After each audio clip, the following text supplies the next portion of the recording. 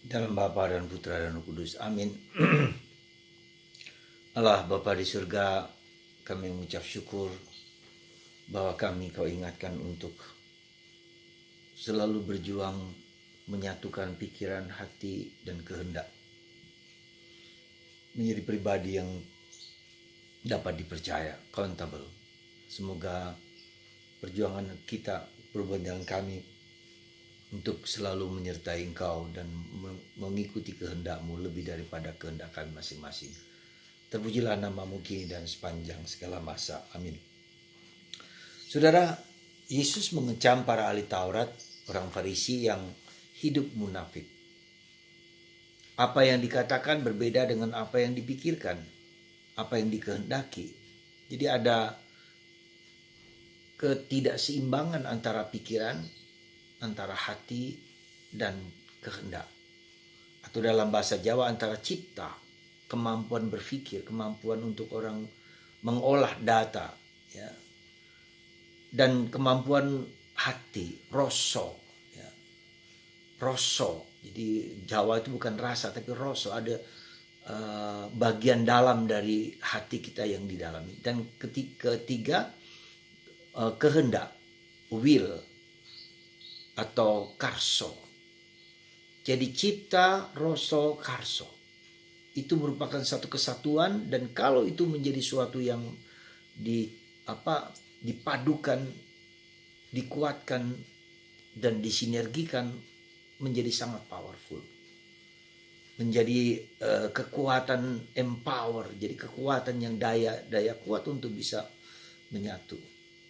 Nah, itulah yang tugas kita sebagai pribadi untuk bisa memahami segalanya dengan tepat, dengan benar, faham, ya, mengerti, menyelami, dan menjadi keyakinan. Bukan hanya pengetahuan, menjadi sadar, tapi keyakinan. Didorong oleh rasa kuat, seperti nekat, bondo nekat, katakan orang Surabaya. Ada sesuatu yang ajaib dan lalu dikehendaki dijalankan. Dan untuk bisa seperti itu kita memang harus berjuang keras supaya kesatuan antara ketiga kemampuan manusiawi kita ini menjadi sangat powerful. Dan itulah yang diminta oleh Yesus bagi kita. Kalau secara manusiawi begitu, maka dalam hal rohani juga begitu. Karena kalau saya sudah sampaikan kepada Anda bahwa pikiran-pikiran kita itu, ya, yang kurang lebih setiap hari 50.000 itu 80% itu negatif. Ya. Nah, disinilah kita mengolah dari pikiran yang negatif menjadi positif. Pikiran yang ragu-ragu menjadi yakin. Pikiran yang destruktif menjadi konstruktif. Dan itulah yang seringkali membuat kita tidak menyatu dalam tindakan kita. Ya. Ada diskrepansi, ada kesenjangan antara pikiran, perasaan, dan kehendak. Karena itulah maka kita seringkali tidak powerful di dalam menghayati dan menjalankan sesuatu. Nah, dalam kehidupan kita demikian juga. Mungkin pikiran kita secara rohani baik, benar, ya, tulus, ya, tetapi di hati kita, dalam perilaku kita bisa berbeda. Kita bisa ngomong di depan banyak orang, bahkan saya sebagai pastor, kita bisa berbicara tentang khotbah, tentang kasih, kita bisa bicara tentang kebaikan-kebaikan, tapi belum tentu itu terinternalisasi masuk di dalam pikiranku, hatiku, dan perilakuku. Ya, nah demikian juga Anda sebagai bapak, sebagai ibu. Demikian juga Anda sebagai guru, sebagai orang yang dituakan. Kerap kali kita sendiri merasa tidak yakin akan apa yang kita pikirkan, akan yang kita merasakan. Dan kita melakukan tindakan-tindakan yang persis dikatakan oleh Yesus kepada kita juga. Nah, apalagi saya sebagai imam merupakan suatu yang tugas penting untuk memiliki otentisitas. Ya. Otentisitas itu otentik, asli. Ya. Jadi tidak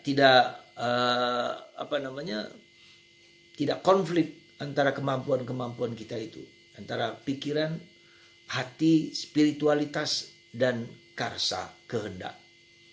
Semoga saudaraku terkasih, kita sebagai orang tua memberi contoh yang benar, integritas antara seluruh diri kita, antara apa yang kita katakan, apa yang kita ajarkan. Seorang bapak melarang anaknya merokok, tapi dia sendiri merokok. Seorang ibu yang melarang anaknya untuk bermain HP, tetapi dia sendiri bermain HP. Ya. Dan inilah sesuatu yang seringkali tidak pas. Ya. Kita mau memberi contoh, tapi kita sendiri tidak bisa melakukan dan menahan diri. Semoga hal-hal kecil dalam diri kita juga kita jalankan. Jangan sampai anak kita bersahabat dengan Mas Andro atau Miss Andre, ya, yaitu Android, tapi bersahabat dengan kita. Kita sebagai bapak, sebagai ibu. Sekali lagi saya mengingatkan sebagai bapak dan sebagai ibu untuk bersahabat dengan anak kita. Jangan biarkan Android menjadi sahabat anak kita. Dari pagi hingga pagi, lebih daripada masa-masa yang lalu. Bahaya dari Android, bahaya dari HP, lebih daripada bahaya-bahaya dengan yang lain. Maka mari kita memberi contoh yang baik kepada anak kita. Kita bisa bicara dengan anak-anak kita. Bayangkan kalau kita bicara dengan anak kita masih tetap bermain ya HP, tidak mendengarkan apa yang dalam pembicaraan. Demikian juga kalau anak bicara dengan orang tua atau dengan ibu, dia juga tidak memperhatikan anak, tapi juga dengan bermain HP sambil mendengarkan. Jadi saudara, kalau ingin anak kita memiliki kualitas karakter, ya, sifat-sifat makna yang baik, maka mulailah dari sejak kecil untuk bersahabat dengan anak Anda, untuk menggantikan persahabatan anak Anda dengan HP. Semoga Tuhan memberikan semangat kebijaksanaan, semangat integritas kita untuk mendengarkan dan melaksanakan perintah-perintah Tuhan dalam hal kecil sehari-hari. Tuhan memberkati Anda semua, sehingga kita jujur, tulus, dan penuh kasih di dalam hidup kita, baik dan kata, tindakan, perbuatan, dan hidup masing-masing. Tuhan berkati kita semua. Dalam Bapa, Putra, dan Roh Kudus. Bapa, Putra, dan Kudus. Bapa, Putra, dan Kudus. Amin.